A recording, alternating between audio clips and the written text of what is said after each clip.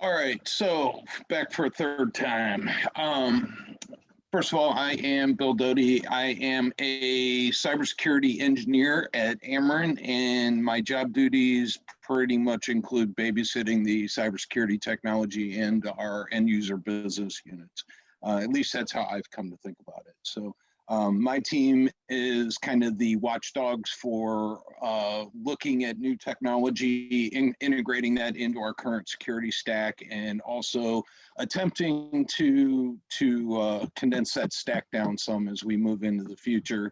And then we also manage the customer base, particularly all of our capital projects. So when we have the large projects moving through, we are the security advisors for those projects and for the larger departments like human resources and departments like that to help them with cybersecurity issues, implementations, making sure they use the technology properly, and making sure they even know that they should use the technology. So when we were in the last month's meeting, I had a brainstorm on a good topic, and I think everybody in the cybersecurity industry, if you've not yet heard of the SolarWinds hack in December, that is one of the most monumental and massive things that has ever actually happened in the cybersecurity industry. It's one of those things that kind of, I think it flooded the waves in December and January, but immediately after, it just kind of went radio silent. People not talking about it. Of course, we were immediately displaced by the Exchange hack and the repercussions of that. But realistically, one of the things that, especially in a smaller organization, I think bigger organizations are generally getting better at handling this matter. But at any cybersecurity organization, third-party risk is a monumentally large issue that is very well illustrated by these incidents. Very timely as to how you deal with third-party risk. And part of the problem with the term third-party risk is, what is it? What does that entail? What does it mean? What should you be looking at? And what can you do about it? So tonight's presentation is just kind of, I wanted to break down what happened in SolarWinds, just kind of present a timeline and an overview. I collected that from a variety of sources, including ones that some of y'all may not have access to, concerning I belong to some industry organizations and groups that require you be part of a critical infrastructure organization. So, and also I ended up breaking down the Exchange hack as well, the 0365 hack. Just because it very much qualifies in the same realm of this sort of compromise. So moving on. Just as usual, the NIST 800-171 definition of third-party risk. Potential threat presented to organizations, employee and customer data, financial information and operations from the organization's supply chain and other outside parties. That's the key right there. That provide products and or services and have access to privileged systems. This is especially significant since often these outside parties do not have the same security standards and protection, and as a result are used as a conduit into the organization. So basically this is leapfrogging. Instead of attacking the big fish who has a lot of defenses, you look at the smaller fish. If we go back in history a little bit, there's an awful lot of examples of attacks that occurred to a third party or via a third party that caused significant concern for those involved. I think the granddaddy of all these attacks was the Target attack. What was that, 2014, I believe, 2015? Back in that era, where someone compromised Target systems by compromising their HVAC vendor and getting in through an IoT device. SpaceX, Tesla, Boeing, and Lockheed all got compromised at one time by a part supplier that had poor hygiene. Gmail, or GE, I'm sorry, got hacked through a vendor email account. PNN, which is a fairly significant bank in Australia, they got screwed by a third party that mishandled an upgrade on their hosting. Healthshare of Oregon, they had a contractor who had a laptop taken out of his car with 650,000 accounts of their personal PII and HIPAA information sitting on it unencrypted. Instagram, one of their marketing vendors did a coding breach that exposed all of that marketing data that belonged to Instagram. T-Mobile, another third-party email attack. Intercom got their backup cloud-hosted database was compromised by a vendor screw-up. Chubb, which, that's a company that started out making locks and is one of the largest cybersecurity companies in the world, got a third-party service provider compromised laptops that managed to allow people to get back into their systems. Amazon, eBay, Shopify, Stripe, and PayPal, you've probably heard of most of those. They got compromised in a single attack by a third-party point-of-sale app that attached to their systems. And one that people probably haven't heard a lot about, but last year, Checkpoint Security, thankfully, managed to actually slip into the hypervisor for all of Azure.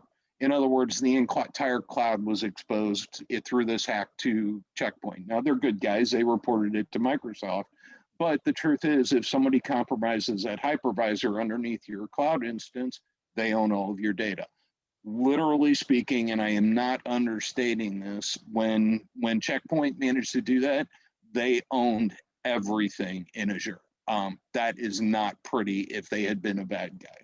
So all of these are third party. There is no upgrade. There is no update. There is no hygiene. There is nothing you can really do to stop stupidity like this in many of these cases. Yeah, you could have made the vendor encrypt the laptop, and maybe you don't use third parties the same way. But the reality is this is not something that you can manage through your own hygiene, through your own processes. Now let's break down SolarWinds a little bit. There's a lot of lines on this, but and I'm starting from what actually happened, not from when this breach was exposed. So most people don't realize this was actually probably started back in 2017. A intern at SolarWinds opened up a GitHub account and used, I believe it was password, no, it was SolarWinds 123 was the password that was used for that account. That's probably what the initial entry point was into their systems, was that intern just using a really, really stupid password. Easily preventable. Don't put public stuff in your GitHub, use a private instance, protect it. But again, hygiene, this was preventable for SolarWinds at that point. In 2019, a researcher reports them that this password, and he actually gave them screenshots. He provided the receipts and told SolarWinds that you've been hacked. That was 2019. This was not exposed until December of 2020, folks. So SolarWinds had a heads up. They didn't bother to do anything about it. So we believe that around September 4th is when hackers actually got into the SolarWinds account. That was in 2019. So we're talking about a really, really, really long-term. This is the classic casebook definition of an advanced persistent threat. They sat there and they had all the time in the world to do really bad things. In September 12th is when they first injected code into the SolarWinds Orion software. Now, for those of you that are not familiar, Orion is kind of a Swiss Army knife of network management. This thing can do literally just about anything that it sets its hearts to in a few APIs. So you can update machines, you can provide patches, you can use it to look at network traffic, you can look at network flows, you name it, it's probably visible in SolarWinds, which means that your attacker, if they have access to your SolarWinds Orion software, they kind of own you. And really, we shouldn't be using the word kind of there. The next that we know of was in December, through that SolarWinds breach into the internal networks, they got access to the O365 email accounts and managed to move laterally within SolarWinds. Now, we like to think that our email is secure. We know it isn't. We all know it isn't. But once you're in it, there's also a lot of information that gets transmitted. I've seen the DLP reports within Amarin for what gets transmitted inside of our O365 instance. And well, let's just say I'm a little embarrassed. So people email stupid things. They say stupid things in email. You can't expect it to be private within your organization, and you certainly can't expect it to be private from a hacker. So who knows what spreadsheets, passwords, information, social security numbers were passed after they had access to that. In February 2020 is when we actually saw the penetration into the Orion software. So by this point, the hackers had downloaded the actual code for Orion and the updates, and they had crafted an attack where when someone downloaded a new version of that update, they were taking control. They were putting in command and control software and were able to then use that to move even more laterally within networks. So they basically slipped underneath the covers inside the network monitoring software, and then they were able to use that to execute attacks all over the place within the networks, as well as to monitor everything going on within the network. So where that continues, the affected versions were not removed by the hackers until June. So for 5 months, every customer that followed good hygiene and updated the patches and updated the updates and needed the new functionality were good boys and girls, and they all did what they were supposed to do. They updated Orion. Just as a disclaimer, Amarin has Orion. We were not affected by this. That comes out to good network design, possibly some luck, but we actually did have this breach occur within the organization, but we had zero negative effects. Now, here's where things get interesting, is that in December, FireEye reported a breach into their network. Now, if you're not familiar with FireEye, they also use the name Mandiant for certain divisions and things that they do.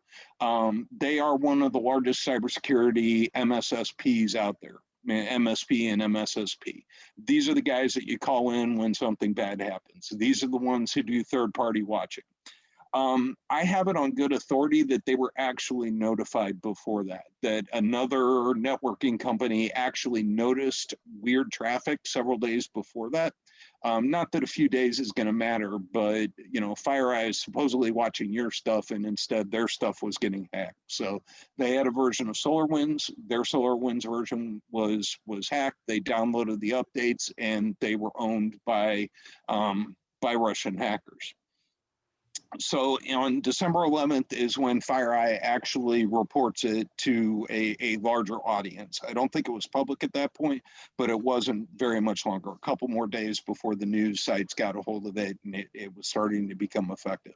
I went on vacation on December 9th, I think, for the end of the year. And on December 10th, my phone blew up. My two coworkers and my team got called in as part of the investigation, and they spent most of that night telling me to A, go away because I was on vacation, and B, that things were interesting. So on December 13th, CISA, the federal government cybersecurity authority, actually initiated an emergency directive, and Microsoft and others started reporting the incursions into their network. Reuters then throws out a public, and that's when the whole world becomes aware of this. It took 2 more days for SolarWinds to actually update a fix, and from what I hear, they weren't actually positive that it was going to work, but they knew it was better than what was out there. They actually talked about their cloud service at that point and said it wasn't in the cloud, it was local implementations only. And at that point, a researcher managed to take the domain that was part of the CNC network for this, and they black holed it so that it was unable to communicate, which kind of took down the CNC network around this. At this point, a day later, on December 17th, Microsoft admits that Azure was affected. Now, to clarify, that wasn't Azure as a cloud service. That was their instances of cloud-based Orion had been compromised, or there was other lateral movement there. So it's not as bad as it sounds. Not that it's good, but relatively speaking, they got into Azure. Let's put it that way. You start seeing the big names now. There were 30,000 organizations affected by this at a minimum. One of the interesting facts about this is that 30% of those out of 30,000, 10,000 didn't have SolarWinds. Talk about lateral movement. You really have to do the math on that one, but that means that customers of customers, that they were able to then not only get into other networks, but also inject into third parties and connected networks and other things. So that's actually a little reported fact. We focus on the Big Bang issue with this one, but at the end of the day, the fact that it wasn't just limited to SolarWinds is a really important thing to remember, particularly in terms of third party. By January 5th, we had an assessment tool that was able to look at the injected malware, and it took till December 30th for SolarWinds to actually verify that their patches were safe and that they knew that they were going to work. Now, let's think about that. They had known since, let's say December 15th, that they needed a software patch. It still took them 15 days to verify that that patch worked and that the attackers had not compromised that too. You can think about that for a few minutes, but that's a little bit of an ugly fact underneath the covers here. See, JetBrains, CI/CD. If you do development, you've probably heard of JetBrains. They have several different software for development tools. Ameren was a user. We got rid of it in the last 2 weeks because of this instance, because JetBrains still hasn't patched it. Again, third-party risk.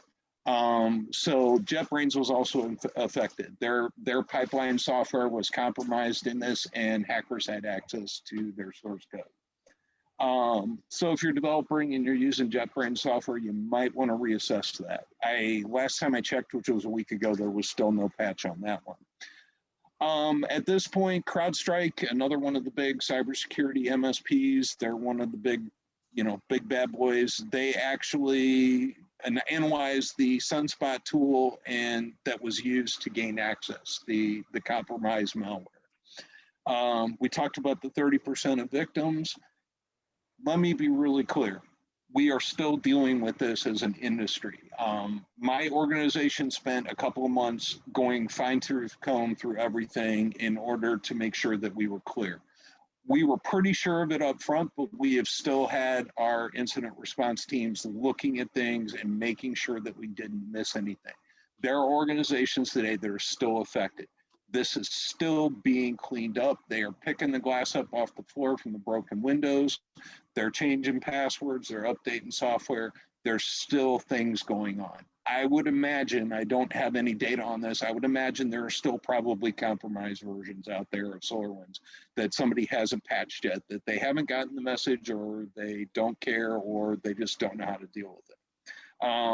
I would say we'll still be dealing with this in June. There will still be after effects. There is so much information and so many bits and pieces to this that as an industry, again, there will be analysts someplace, somewhere still going through data and making sure that nothing bad happened a long time after. So the financial impact of this is, honestly, we don't know.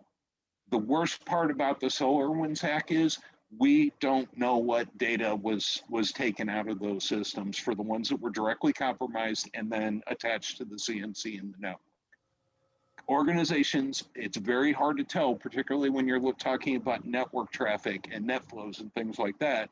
It's very hard to tell what was copied and moved out. So when you control the network monitoring software, you can make it look like nothing was taken.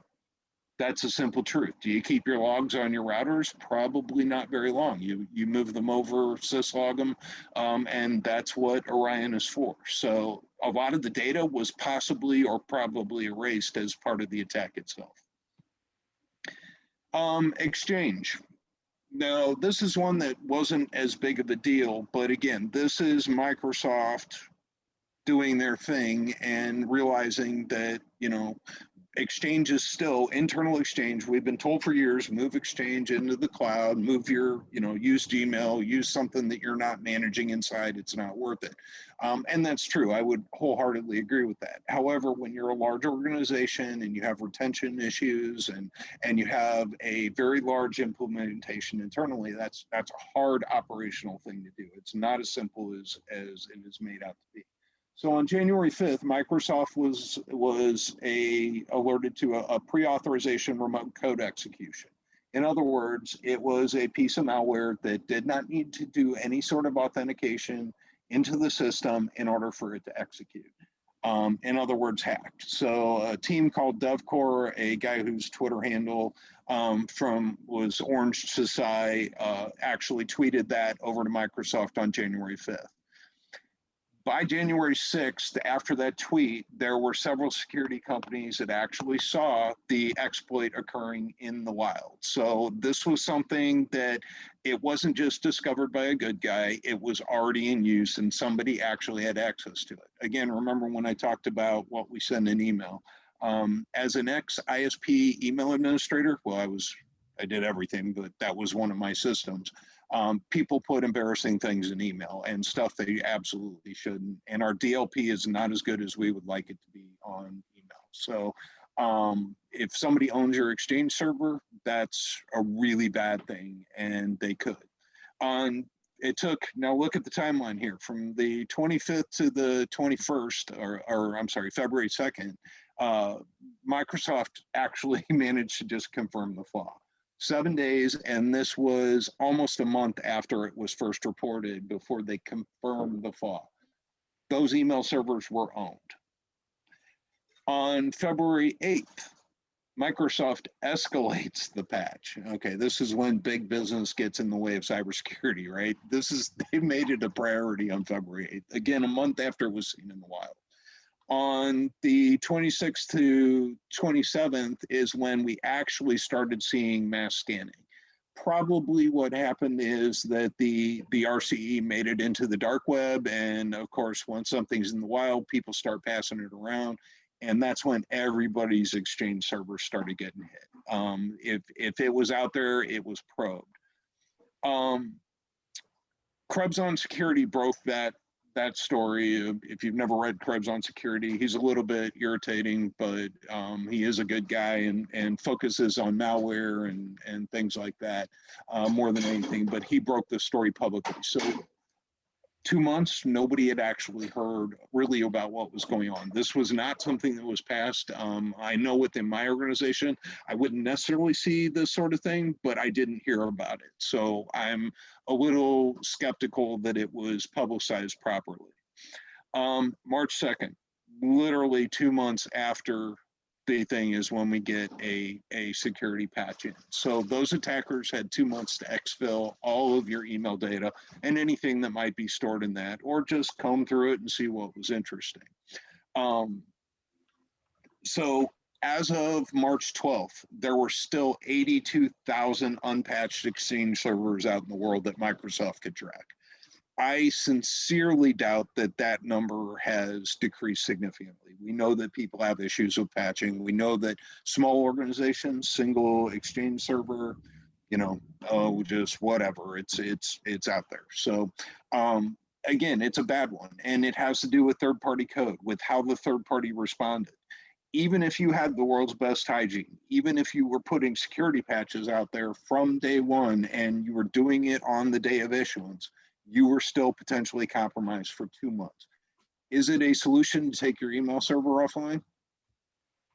Probably not. So you are at the mercy of a third party, and that's kind of how we drop into the more gist of how this works. So talk about risk categories. One of the things about third party is this kind of affects everything. Now, let me tell you a little story about Ameren. Right after I got there in 2019, one of our red team guys actually was sitting around the office and talking, and he was a fan of Shodan.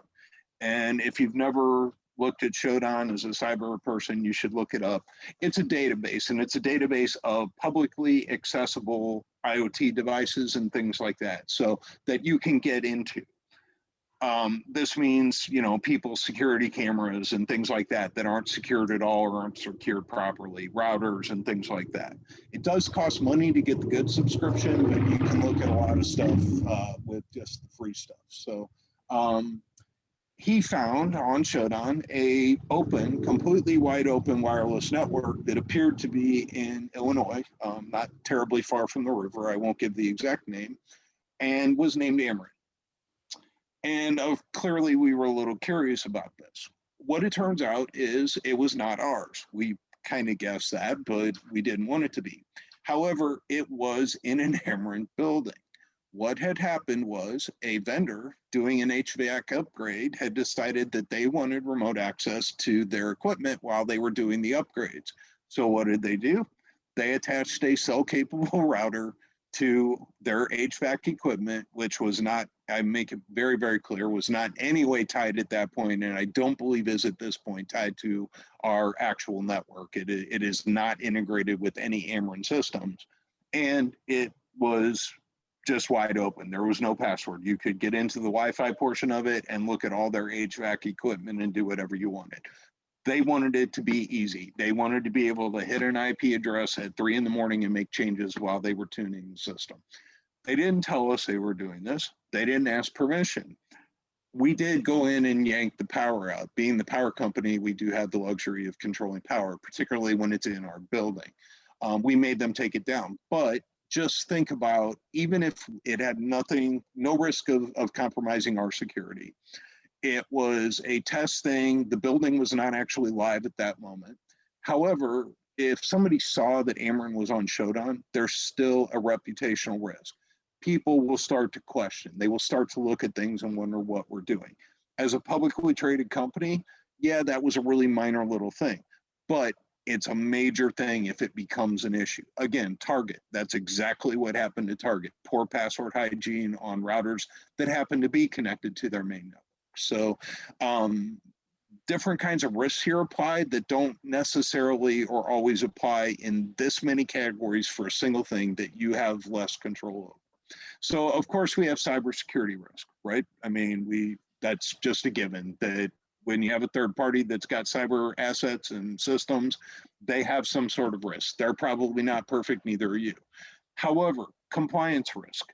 When you have SOX, when you have NERC-CIP, when you have HIPAA, when you have PCI compliance that you have to speak to a regulator, they're not actually very friendly if you make mistakes. So now you get into potentially trouble with regulators. That's a big deal, particularly for, as I said, publicly traded companies, things like that. Reputational risk, that kind of goes hand in hand with my story about the little wireless router. Even if you're not the one affected, even if it doesn't affect your stuff, when you get guilt by association, it can injure your reputation. Even if it is 100% not your fault, even if your organization has purchased millions of dollars of insurance, you are still going to suffer some sort of consequences for that. A price hitting the stock price that affects your 401k if you're an individual worker.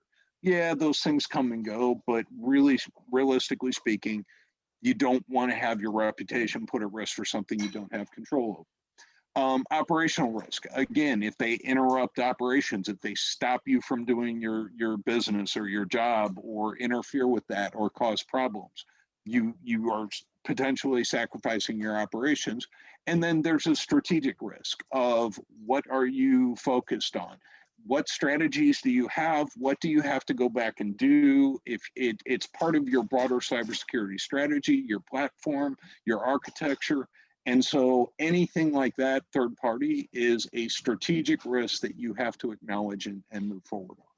So those are just the broadest risk categories for anybody that's a GRC nut, and which I am not, I will admit. I love those people, but I can't do it. These are the types of risks that are the main ones. Third-party risk types, the actual things: intellectual property theft, credential theft, spear phishing. If they got into all those email systems, if there are 82,000 email systems that were potentially exposed and compromisable for a week at least after the Exchange hack, that is the information you use to target the accounting department. the COO, the CEO, the CIO. This is how spear phishing happens, is they get those details about those people's lives.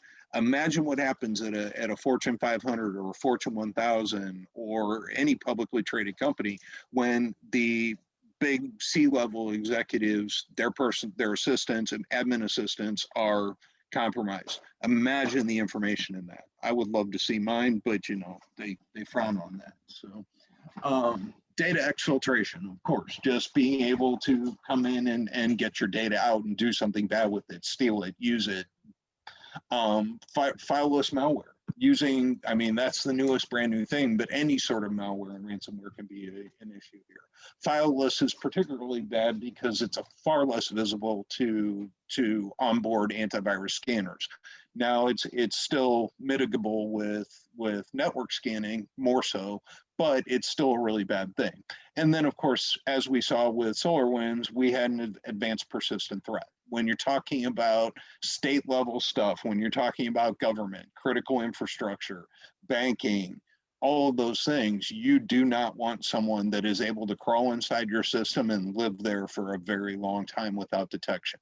The longer they're there, the more they can hack. We know that that's the case. It will always be the case. So that, in this case, was very much called out by the fact that this threat was known or potentially known for at least 2 years and nothing was done about it. And those Russian hackers took the software and actually managed to create a real enough version that it went right down into everybody's SolarWinds Orion servers and started doing this. So really, this extends across everything. Everything is at risk if you have a third-party hack that comes into your systems.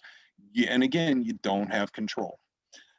So, attack vectors. Now, here's where third-party risk is. This is where it starts to get a little bit weird. And what I've talked about so far is the kind of stuff that we probably reflexively deal with. Okay, a patch, they hack software. We're comfortable with that. We're very comfortable with that, actually, because we live in that world, right? We have to accept that it happens.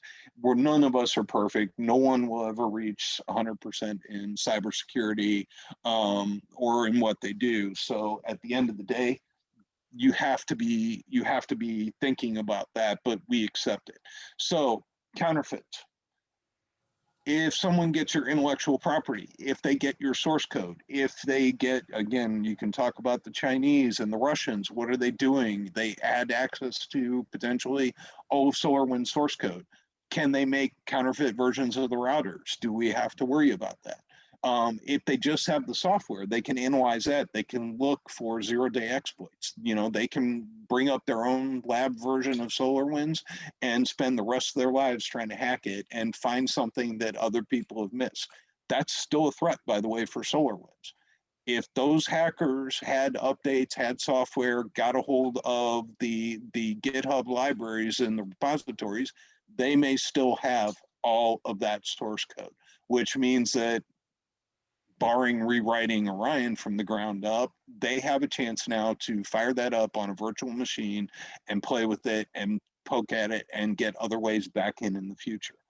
And firmware. And I actually could probably do an entire evening on firmware, but we talk about BIOS and UEFI and all of that very casually, and it's something that even as technology professionals, I've updated BIOS on my personal devices maybe 2 dozen times in 25 years in the industry. It's not something you typically do unless you have to. One of the things we don't realize about UEFI is that first word, unified. It's actually used the same code across many different systems. And so what does that mean? It means hacking it is easier because there's more instances of it.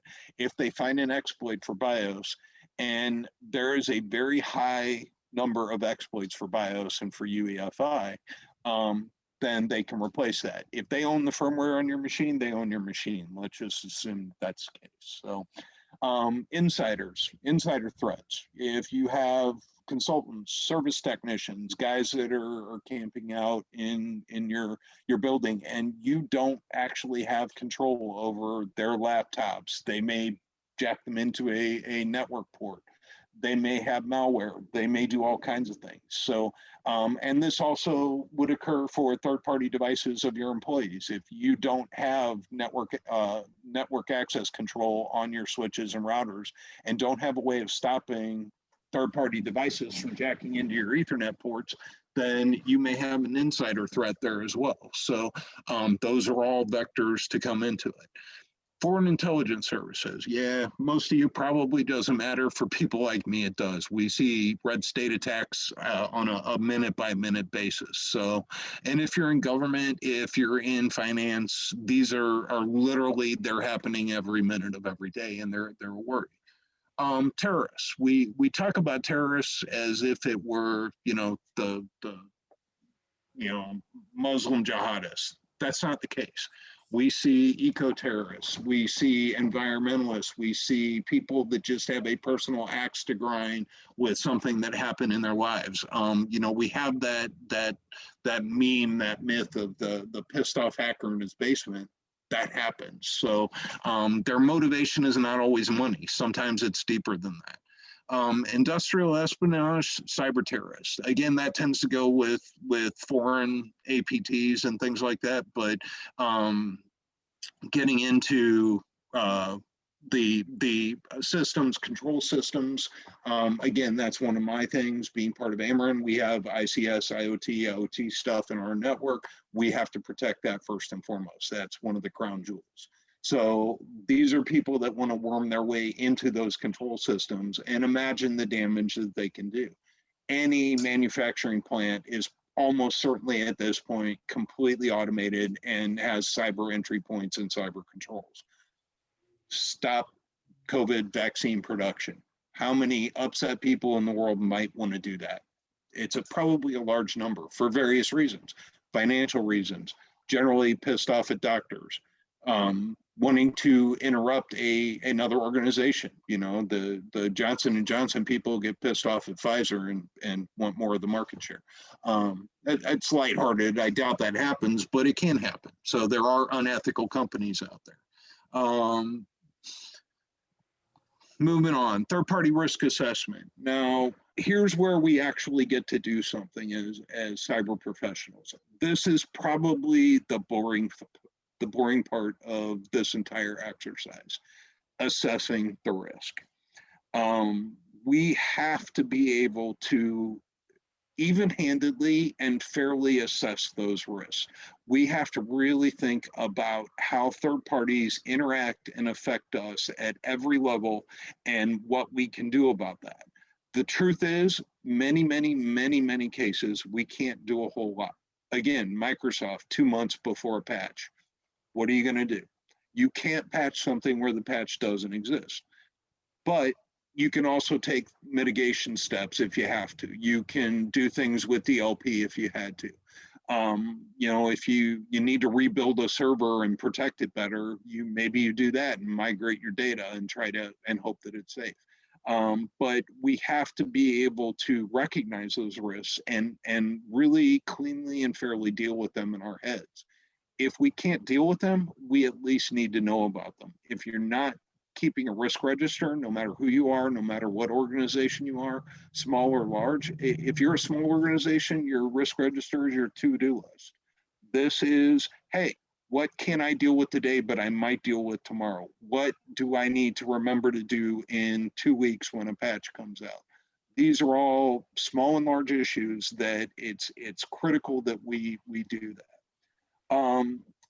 You have contracts. Now, there are cases where you're not going to get very far negotiating with a big company, but for your vendors and things like that, and particularly if you're even a moderately sized company, you have to be able to negotiate your contracts in such a way that you can mitigate that risk. You have to make it their fault. And if they bring something in, it is their fault.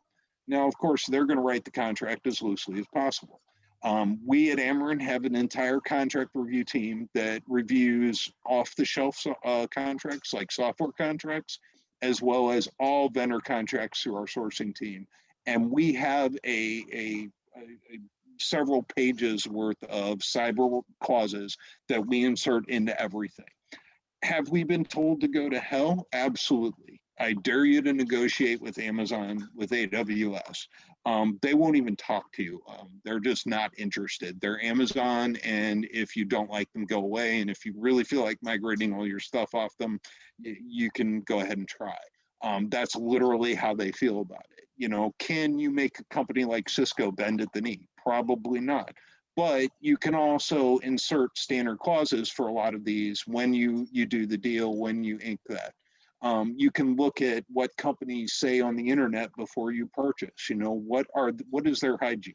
My CISO is particularly focused on the idea of hygiene, and I kind of like that. That you know, we're cleaning up and we're taking care of ourselves and doing all the absolute minimal things that we need to do.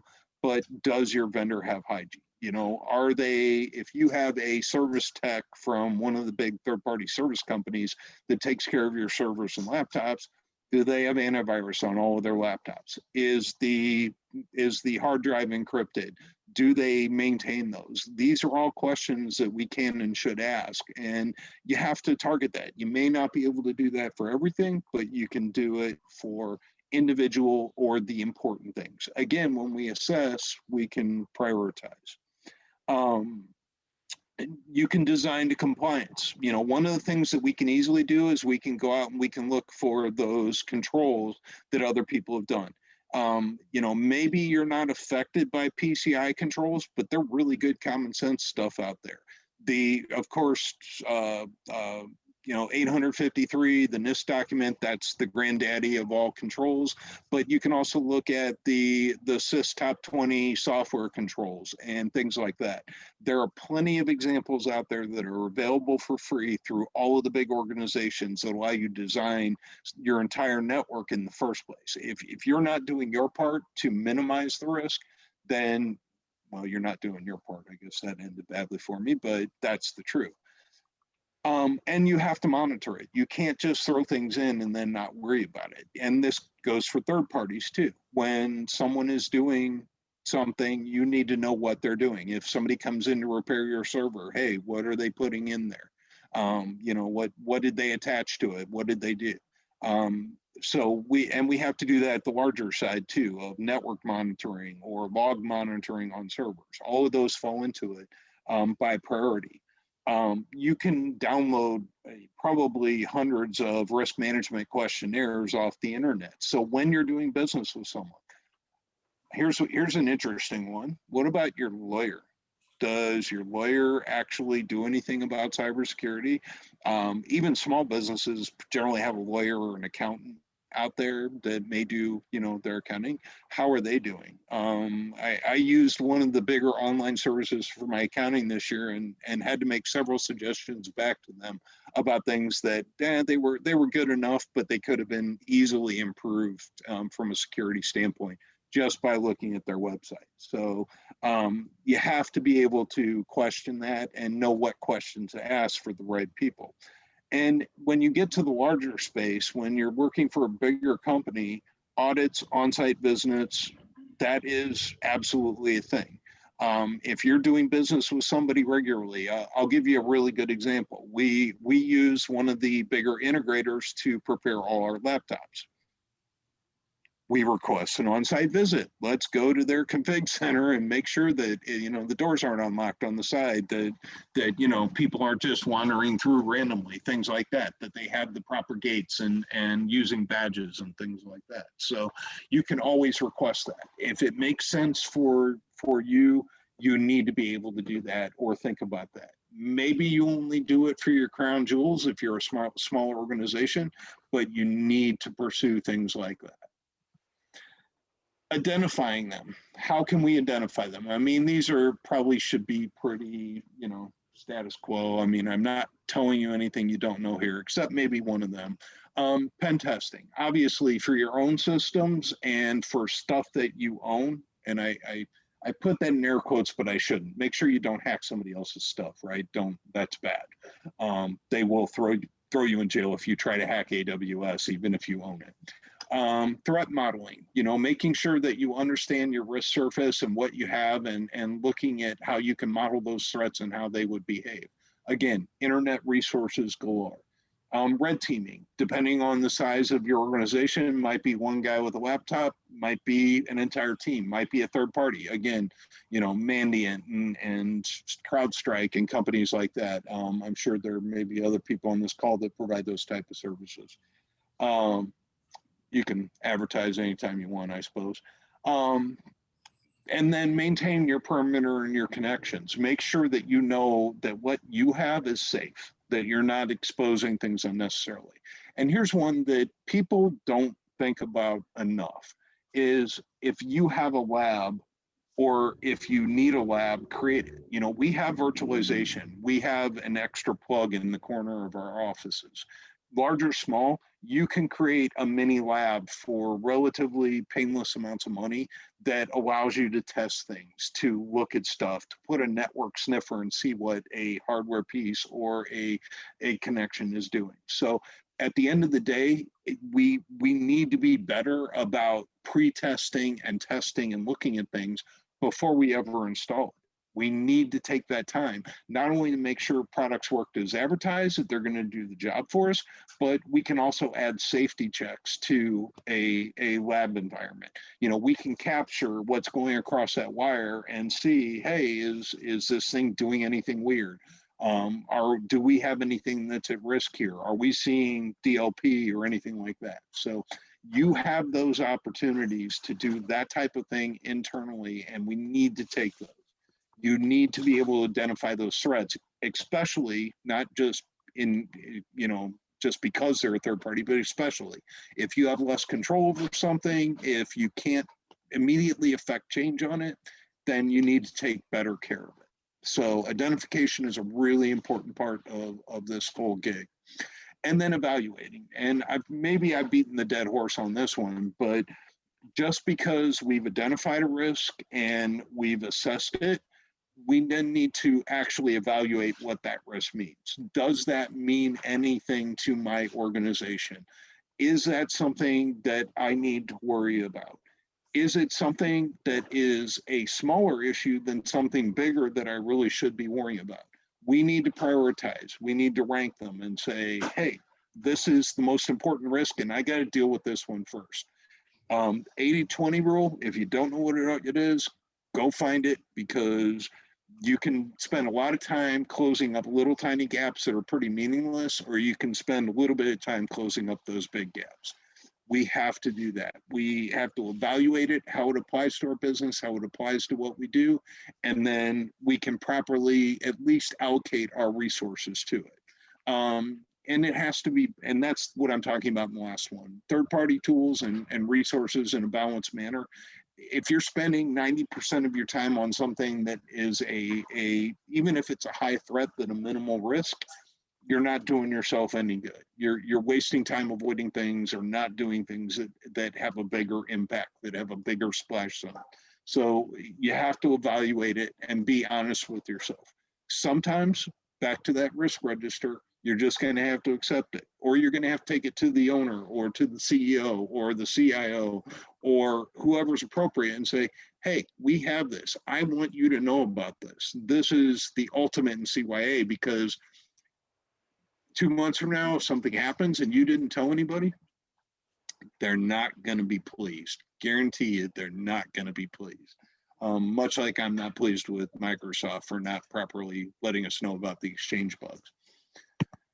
And then we mitigate. We do what we can. So we go out and we fix the problem, or we find ways to put compensating controls around the problem. That is exactly what happened with our SolarWinds. We had built that system in such a way that it had compensating controls all around the edges of our SolarWinds Orion implementation. Even though it was compromised that the software was installed, the CNC was incapable of getting outside of the boundaries we had set, and several layered controls that actually controlled that movement. So that's what made us lucky, was that it was basically inside of a box, and that box managed to hold water through the whole attack. Many others were not so lucky, clearly, but we have to mitigate, and that's what you need to do. So documenting it and your assets and how they connect. You need to know what they do and where they're going. Who owns it?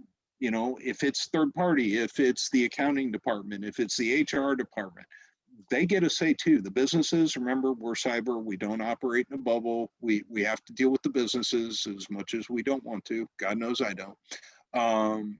But we have to make sure we know who owns it and who's responsible. If we go back to the Equifax hack, and when was that? If anybody can give me the date, I'd be pleased. I'm going to say 2017, 2018. The reason that was such a bad thing is because it was a known bug.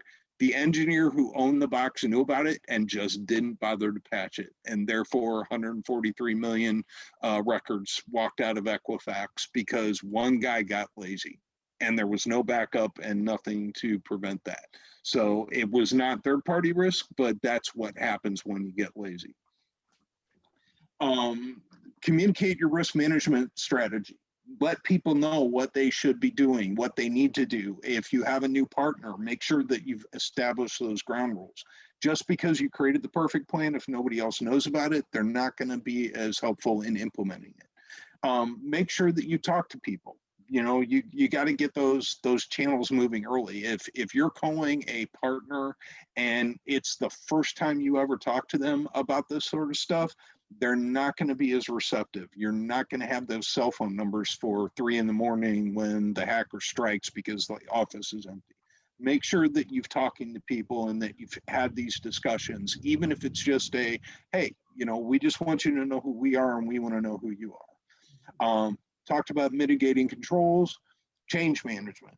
If you patch a bunch of stuff at once and you don't know what you did and something breaks, how do you fix that? You have to have, even if you're a one server shop, even if you are in the cloud, you need to have a change management process knowing what happens. You may have your entire organization built in Azure. You may have it in Salesforce. You may have it in AWS. Doesn't mean you don't need change management. You need to know what changes were made. You can't make too many changes at once because then you start breaking stuff or you create holes and opportunities for other people to exploit. So that's a really big part of it is, you know, even if it's a notebook with, I'm doing this on Thursday, that's what you need to do for even at a small shop. And then when you have third-party assets, and when I use the term third-party assets here, I'm meaning stuff owned by other people, not your things that you can go and pull the off switch on. When you have third-party assets, and many of us do for various reasons, sometimes it's contractual, sometimes it's a service that's being provided, sometimes it is just weirdness or partnerships or, you know, anything really. Make sure you know what those are. You can, just because you have a third-party asset in your network or on your wires doesn't mean you can't look at the traffic. Those are the kind of things where if you can't control the hygiene of the box, you might want to take a much deeper look at what that box is doing, what it's talking to, how it's communicating, and look for anomalies. So you know, that's probably easier said than done, but it's a good way to focus on things that are outside of your control.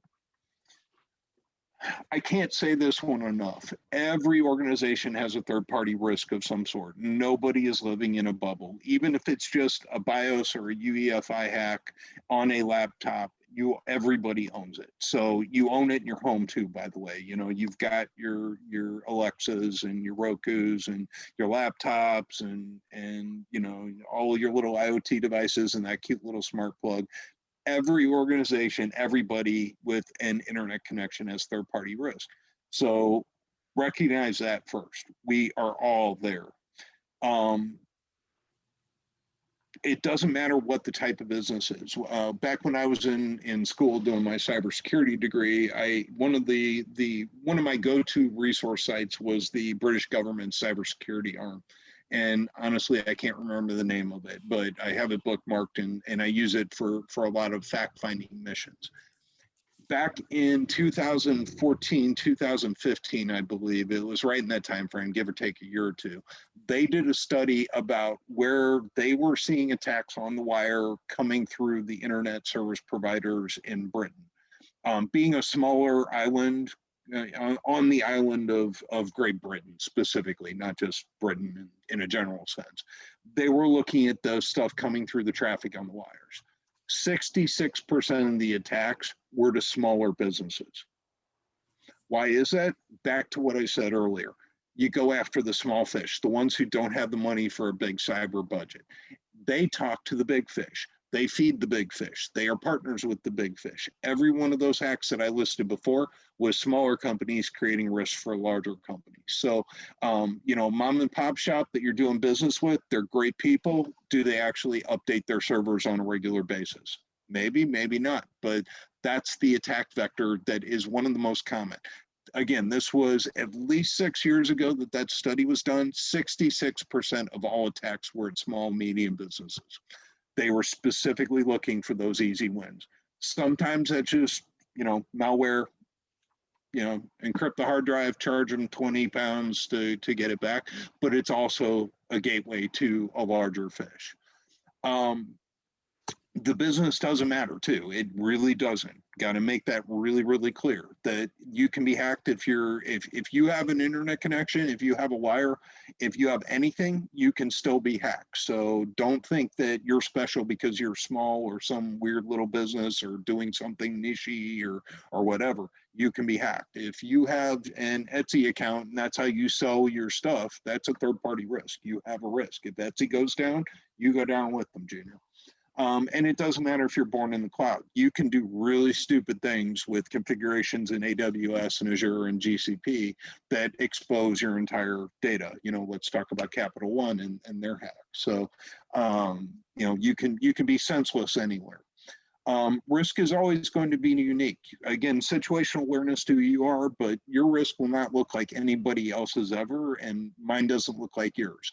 That means you have to be very aware of it. That's where that focus and understanding what you have matters. How much you're willing to tolerate in terms of risk is also going to vary. I carry a lot of risks up my food chain, and as part of my position, I get shot down. I'll be honest. I've said, hey, I think this is really bad. Here is the reason, and they're like, we just don't care. And they're willing to accept that. They're willing to put it in the risk register and say, hey, life is good and I'm going to just move on and yeah, we'll make a note of it, but we're not going to do anything about it. So you have to be cognizant of that. As cyber people, that irritates me, and I would consider myself in a more senior position, but I don't like getting smacked down. This was the small goes to bigger. That's what I was talking about earlier. Small companies are the routes into the bigger companies. And then the supply chain risks. We talk about supply chains. They are chains. We have companies that install chips from third-party companies that install parts and pieces. A big company uses third-party providers to do implementations and to do other things. So that supply chain affects every one of us. Hands down, top to bottom, it is a chain, which means there is a way to get from one link to the next link, and you're not immune across that whole chain. The risk can come downstream, the risk can come upstream. And then, as usual, I throw a few nice little references in here. I got a little bit lazy with this one, but there's some good stuff in here. And I threw in the BIOS hacking one because I love Bruce Schneier. He's one of my favorite cryptography guys out there. And if you're not reading Schneier on security, you should be. But if you want to learn a little more about BIOS hacking, and if somebody actually gets a hold of your computer, what they can do, then that information is out there. So I think I'm dead up on the hour, and as usual, I am more than open to just hanging around, answering questions or talking. So I will open the floor up. Here's my contact info. I'm sure you can find me. I look like me on the sites, and I'm always open. There are no dumb questions. The only dumb questions are the ones that you don't ask. So feel free to give me feedback. I know I'm not as funny as I'd like to think I am, but I try. So anybody? Bueller? One thing that I like is you kind of mentioned about you bringing up risks and constantly getting shot down, because a lot of people don't realize like that is security. Like your job is to bring it up and then document getting shot down, so that way, like, you're transferring that risk to other people. So I like when you kind of mentioned that, because it's just, some people think, like, cybersecurity, it's a sexy field, and, like, you get to do all these things, but a lot of it is just banging your head on a wall. And the problem is that we need people to bang their heads on a wall, because we're the ones trying to figure out different ways on how to bang down the door. So it's up to the executives to actually identify that, and we have to send those emails so we can prove that we're basically presenting risk, so they can shoot us down. So I like when you said that. Yeah, I have a story about that. Actually, I had a win today. I support one of our departments in its entirety. I am their cyber representative, for better or for worse. Hanging in my head for 18 months to get a certain process in place to review how they onboard and offboard accounts and things in their particular little niche set of services. 18 months. I've actually longer than that, but 18 months is when I first became a part of that project. I just got the go ahead today. I have been shot down in 5 meetings at the director level or above on this project. So sometimes that's what it takes, is just perseverance. And honestly, the GRC team they're my best friends now. When I find stuff that nobody wants to deal with, or that we can't deal with, or even when it seems small, I hand it to our governance team. We have a team. We are, of course, lucky that we're big enough to have a risk assessment team.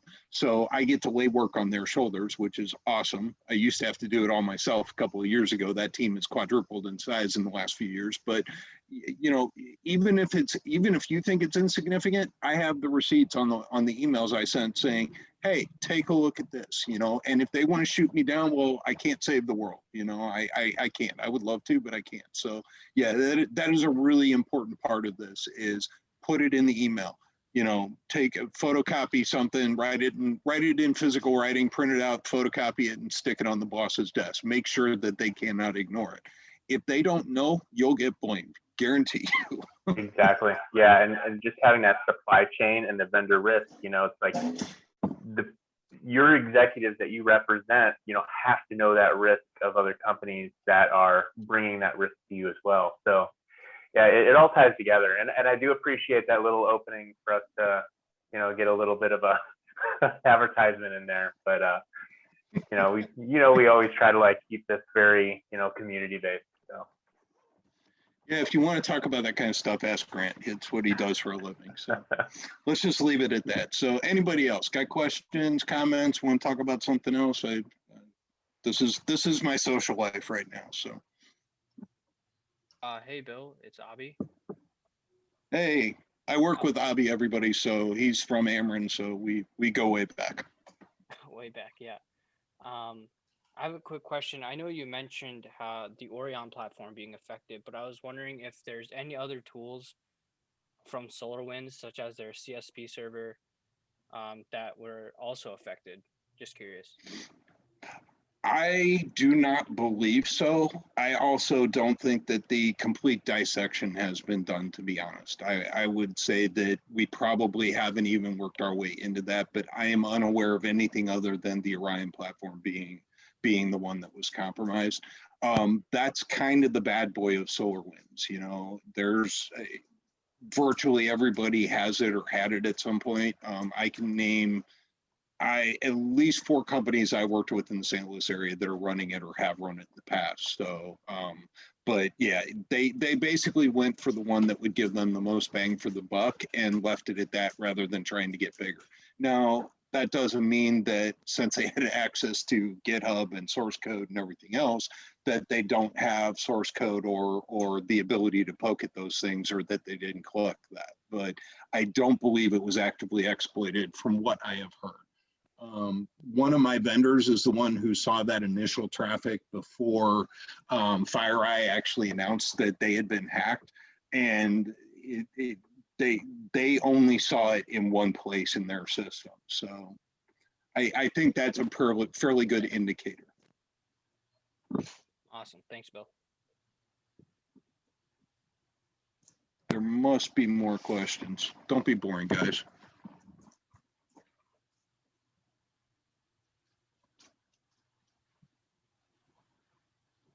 Yeah, actually, that SolarWinds attack kind of shocked me a little bit too, because just how much it has reach. There's been attacks that we've been playing around with that, if you can actually access any sort of that dashboard, you can retrieve commands by using agents on servers, because most of those agents have admin access. So you can basically kind of like, you can pivot. If you have access to the main Orion infrastructure and you have access to any agent on those servers that it manages, you can retrieve commands by using admin access to those nodes. And it's kind of scary and terrifying what you can see.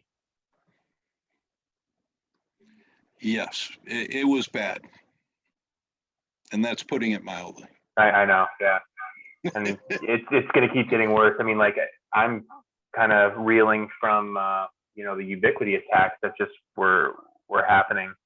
Luckily, I don't have like any sort of cloud association at my home, but like I manage my home network like I do, a regular IT system. So, when an attack happens, there's supply chain risk for me too personally.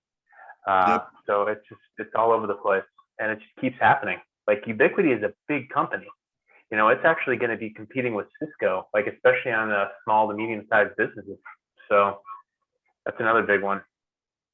Yep, and there's a lot of those that we don't see. There's smaller companies, there's older devices, stuff that hasn't been updated. So that all counts, and you don't have control over that unless you're going to go put open source, an open source OS on an old router or something, Yeah. or convert it over to something else. So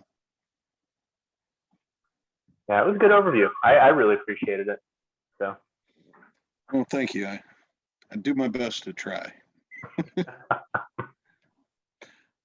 All right. Well, barring any more questions, since you guys are determined to be boring tonight.